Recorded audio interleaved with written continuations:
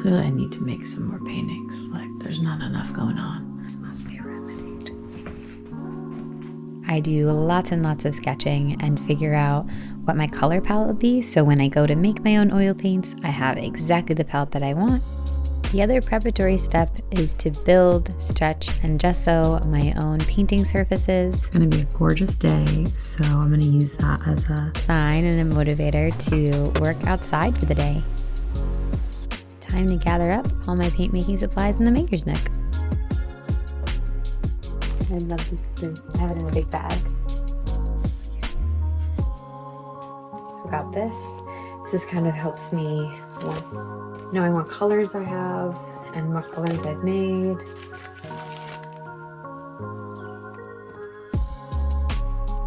Oh, and I didn't forget about you.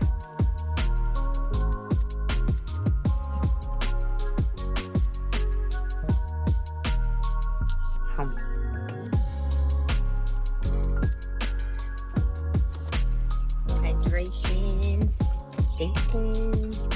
I need to stay as hydrated as possible today.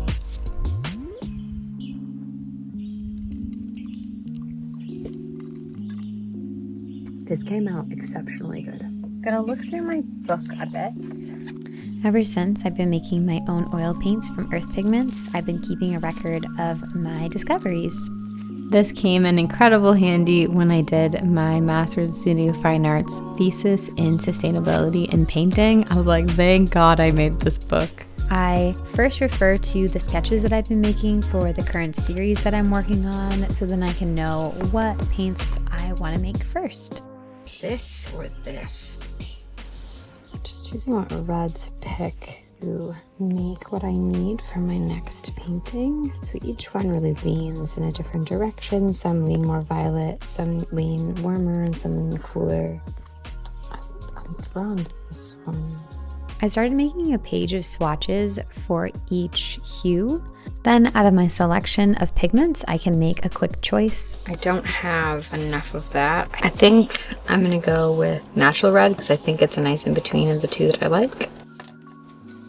See what happens.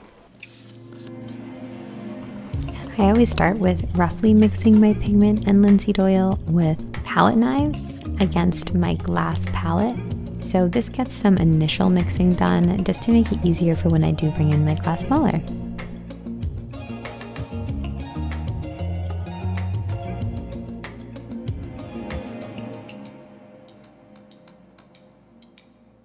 All right, body paint people. Well, there's a little bit of a breeze. Now I'm in the leaning stage for the first one.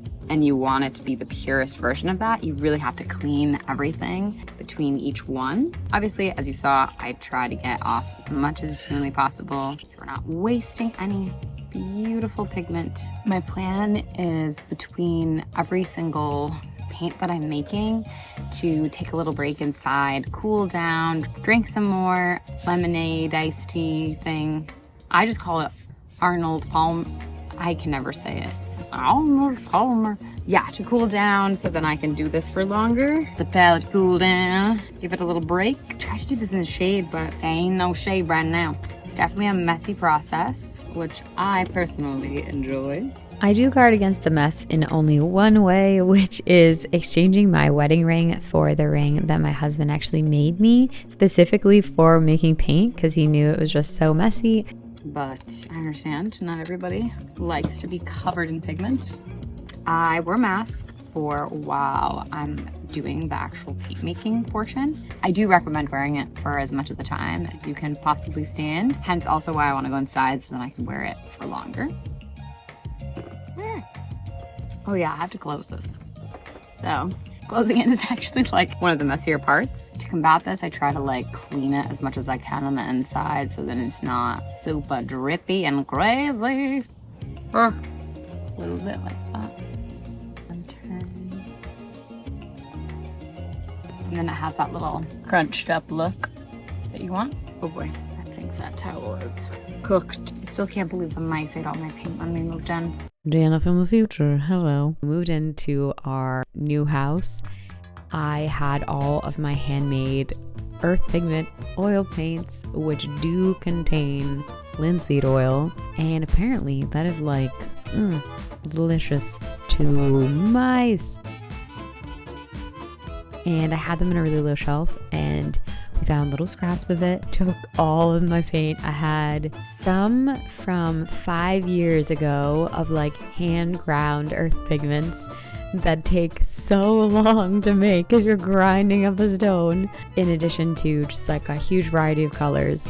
And so today in this video, I am basically just restarting my stock, and so that's why I'm just doing 3, and I'm working on the primaries, red, yellow, and blue, so then I have the primary colors to just get myself started and work with those. Yeah, so that's what I'm talking about there.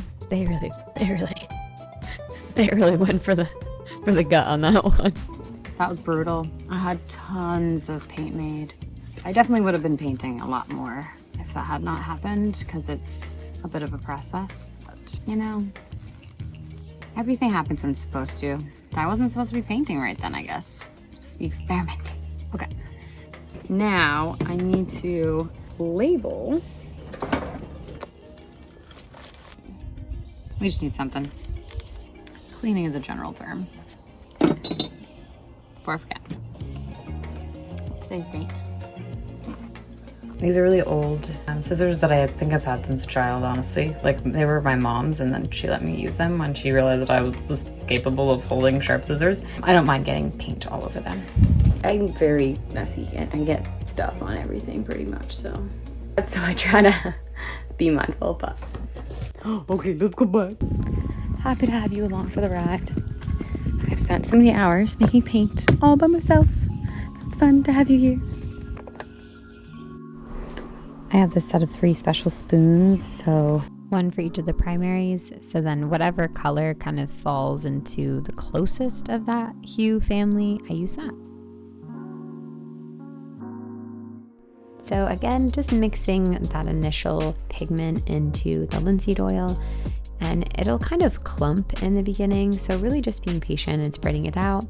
The ratio of pigment to oil is definitely important, and each pigment is honestly a little bit different. So I usually start with about a 3-to-1 ratio, 3 being the pigment and 1 being the oil, just because you don't want to add too much oil and then have to use your precious pigment, whereas it's a lot easier to acquire some linseed oil and add more of that. So I like to be really precious with that.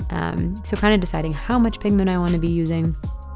And again, it really just takes practice. So figuring out the amount that's going to fit in the size tube that I have.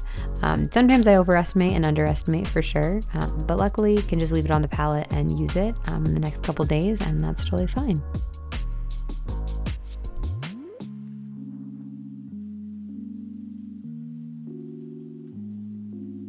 As I said, I clean up between each pigment because I want each one to be as pure as possible, and if there's any contamination between the colors, they'll obviously be a mixed color, which I don't want. I want to be able to decide to do that when I am painting. Blue, the most powerful of the primaries. This blue color is actually why I started sourcing some of my pigments not from the earth that I had made the pigments from. So originally I was only making paints from stones that I collected and foraged and hand ground myself, but I couldn't get anything close to a blue in the region where I live, just in New England. There aren't a lot of blue stones, not really stumbling upon any lapis lazuli anytime soon. So I ended up sourcing this. This is such a beautiful color to work with. I'm planning on making several paint making videos for my Patreon. I would love to do it as a mini course where I can go through every single supply you need, every single way to kind of like source it, as well as all my tips and tricks, and kind of show you through my studio journal, all of those details, just because it's a lot to put into one video, and I wanted to kind of gauge if folks were interested and see what questions you had. So I will definitely start building that course based on the questions you asked, so please fill the comments with anything you want to know, and I will take it from there. Here I pre-gesso some Bristol board so then I can make a swatch of whatever pigment I make. Then I cut it out, add it, and then add the date as well as the name of the pigment, either my name or the sourced pigment. I also have an extra pre-gessoed page to just deposit any of the paint that I just truly can't clean off and put into the tube just so it doesn't go to waste. I'm going to clean up because I think I may melt and turn into a paint that can be put in a little tube. Use that big tube. I'm gonna paint tomorrow or the next day, so I'll just leave it there so I don't even have to clean that part up. I try to use every little bit I can. Take a chill pill for the rest of the day. I'm probably gonna do some video editing, do some embroidery, and just kind of like sit down. This was so fun, but so exhausting, mostly because of the heat, but yeah, okay. If you'd like to check out the oil paintings that I have available, either through galleries or on my shop, you can check out my website. There's also smaller works on there that are accessible and affordable pricing. If you just want some inspiration, you can head to my website and check the work section, and it goes through a bunch of series of paintings that I've done over the years.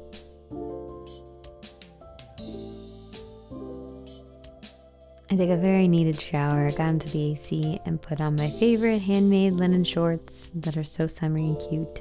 I did some research for my painting series to get me prepped. Thank you again so much for watching, and for everyone that's already joined my free Patreon, thanks so much. It's been so cool to just see a little art community already start to form. By the end of the summer, I'm gonna have a paid version where I'll be adding tons of resources and guidance just like today, but a lot more detail for paint making and all sorts of other things. So you can head over there to see what to expect. I also just shared my first Patreon poll, so you can help me decide what my first video on there will be. I gave a few really fun options that I'm very excited about. Bloopers. Well, I'll clean that after I'm done with this, because I'm really gonna keep doing it. Recommendation, don't do it outside when it's really hot. But if you're really desperate, then, you know, like me.